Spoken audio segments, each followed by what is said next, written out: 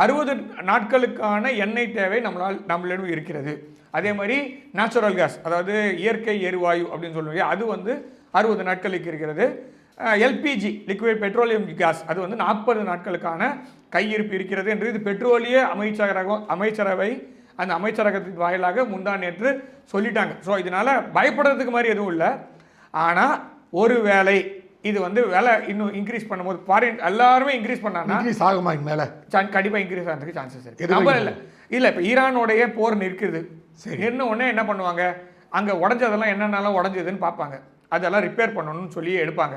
So அப்போ எடுக்கும்போது அப்போ பெட்ரோல் சில சமயத்தில் ப்ரொடியூஸ் பண்ணிட்டு இருக்க இடமும் பாதிப்பு எக்ஸ்ட்ராவாக ப்ரொடியூஸ் பண்ணுற மாதிரி ஆகும். அப்போ அவன் என்ன பண்ணுவான், விலை ஏற்றுவான். அதே மாதிரி கச்சா எண்ணெயோட விலையுமே இப்போ வந்து எல்லாருமே பேசிகிட்டு இருக்காங்க. நேற்றுக்கு வந்து ஈரானுடைய வெளியுறவுத்துறை அமைச்சர் வந்து இந்தியா வந்திருக்கிறார். இந்த பிரிக்ஸ் உச்சி மாநாட்டுடைய தலைமை இந்தியாவிடம் இருக்கிறது.